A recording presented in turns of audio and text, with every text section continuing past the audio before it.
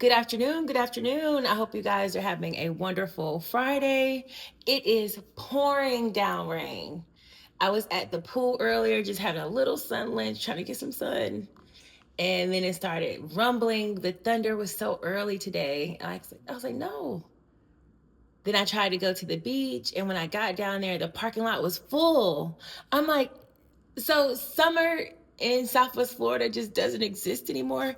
Y'all, when I first moved down here in the summers, there was no one on the road but me and the Lord. It was dead in the summers. The parking lot was full. And then I looked and I was like, those clouds are dark over there. It's just going to be here a little bit later. And now it's like, it's a whiteout outside right now. I have on the photography light to help with just having some more lighting. Um Anyways, this storm is gonna pass and I'm gonna get back out there because I need some sun. I moved to Florida to live in the sun. Sunspots and all. Okay. Genesis 33. Now Jacob looked up and saw Esau coming toward him with 400 men. So he divided the children among Leah, Rachel, and the two slave women.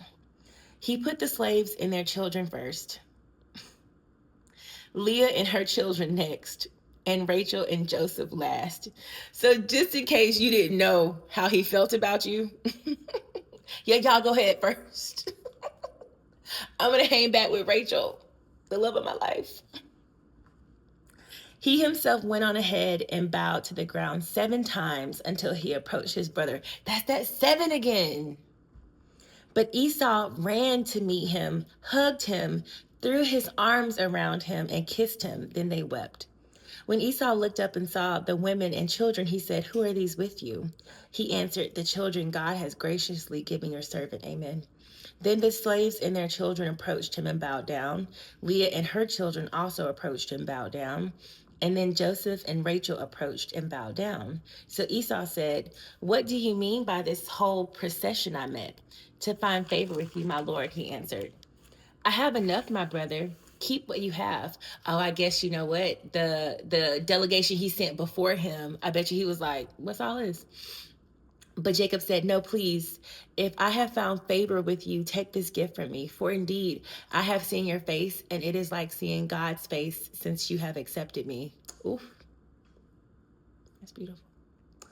"Please take my present." Oh, I don't know why the word moves me so much sometimes. It's like he could see he was forgiven. Please take my present that was brought to you, because God has been gracious to me and I have everything I need. Amen. So Jacob urged him until he accepted. Then Esau said, "Let's move on and I'll go ahead of you." Jacob replied, "My Lord knows that the children are weak and I have nursing flocks and herds.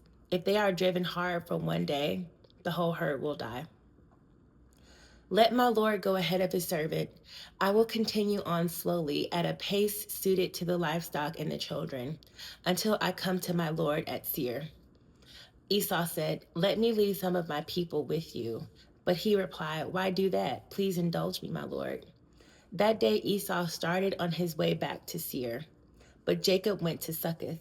He built a house for himself and shelters for his livestock. That is why the place was called Succoth. After Jacob came from Padan Aram, he arrived safely at Shechem in the land of Canaan and camped in front of the city. He purchased a section of the field where he had pitched his tent from the sons of Hamor, Shechem's father, for 100 pieces of silver. And he set up an altar there, and called it God, the God of Israel. Genesis 34. Leah's daughter Dinah, whom Leah bore to Jacob, went out to see some of the young women of the area. When Shechem, son of Hamor the Hivite, who was the region's chieftain, saw her, he took her and raped her. Jeez. We've been violent the whole time. I had heard this comedian say, At one time on the planet, 33% of the population was a murderer, like when Cain killed Abel. And sometimes I'm reading this and it's so old, and it's like we've been warring and fighting for so long. I just wish everybody would stop fighting each other and we could all live in harmony. But that's just will never exist. He became infatuated with Jacob's daughter, Dinah. He loved the young girl and spoke tenderly to her. Get me this girl as a wife, he told his father. Jacob heard that Shechem had defiled his daughter Dinah, but since his sons were with his livestock in the field, he remained silent until they returned. Meanwhile, Shechem's father Hamor came to speak with Jacob. Jacob's sons returned from the field when they heard about the incident and were deeply grieved and very angry. For Shechem had committed an outrage against Israel by raping Jacob's daughter, and such a thing should not be done. Hamor said to Jacob's sons, my son Shechem has his heart set on your daughter. Please give her to him as a wife. Intermarry with us. Give your daughters to us and take our daughters for yourselves. Live with us. The land is before you. Settle here. Move about and acquire property in it. Then Shechem said to Dinah's father and brothers, grant me this favor, and I'll give you whatever you say. Demand of me a high compensation and gift. I'll give you whatever you ask me. Just give the girl to be my wife. But Jacob's sons answered Shechem and his father Hamor deceitfully because he had defiled their sister Dinah. You are going to cut me deeply, rape my daughter, rape my sister, and you think we're going to be able to...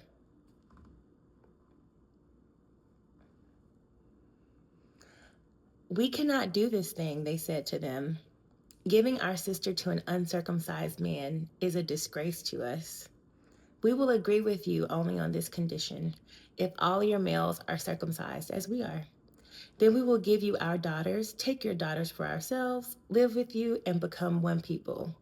But if you will not listen to us and be circumcised, then we will take our daughter and go.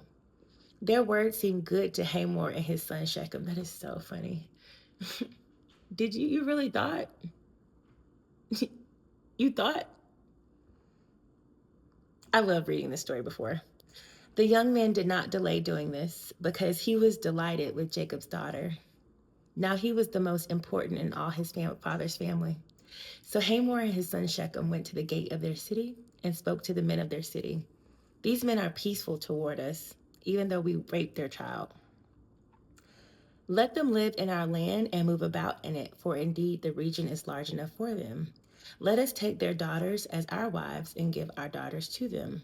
But the men will agree to live with us and be one people only on this condition: if all our men are circumcised as they are. Won't their livestock, their possessions, and all their animals become ours? Only let us agree with them, and they will live with us. All the men who had come to the city gates listened to Hamor and his son Shechem, and all those men were circumcised. On the third day, when they were still in pain, two of Jacob's sons, Simeon and Levi, Dinah's brothers, took their swords, went into the unsuspecting city, and killed every male. They killed Hamor and his son Shechem with their swords, took Dinah from Shechem's house, and went away. Jacob's sons came. Can you imagine? She was with him for a couple days. Oof. Jacob's sons came to slaughter and plundered the city because their sister had been defiled. They took their flocks, herds, donkeys, and whatever was in the city and in the field. They captured all their possessions, dependents, and wives, and plundered everything in the houses. Then Jacob said to Simeon and Levi, you have brought trouble on me, making me odious to the inhabitants of the land, the Canaanites and the Perizzites. We are few in number. If they unite against me and attack me, I and my household will be destroyed. But they answered, should he treat our sister like a prostitute? I think I'm going to stop here right now because that's so crazy. Jacob's response: you have brought trouble on me. You did something to me that was sinister, and there was a retaliation. And now he's like, mad at them for evening. That's that eye for an eye. Eye for an eye leaves everybody blind. I guess you have to think about the greater good, though, too. There's a lot in that one, too. I don't know why that made me so sad, you know? Just a young girl living her life, and then somebody just decides to just rape her because they want her. And look at all the murder that occurred. They got everybody killed in the whole city for one act. The things you do, you have to be so careful with the evil you do, because not only will it come back on you, it can come back on everyone that you know. God bless you.